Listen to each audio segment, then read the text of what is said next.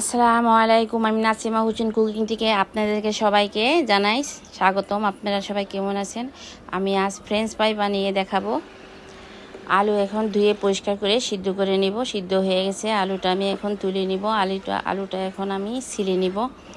আলু এখন আমি একটা সাহায্যে মিহি করে নিব।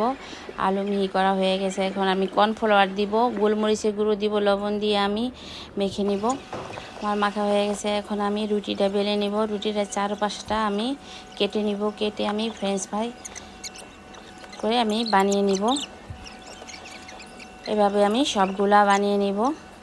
ভিডিওটি একটা লাইক আর সাবস্ক্রাইব দিতে ভুলবেন না।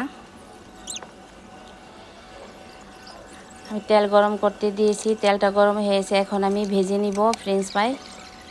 ভাজা হয়ে গেছে, এখন আমি তুলে নিব, পরিবেশন করে নিলাম।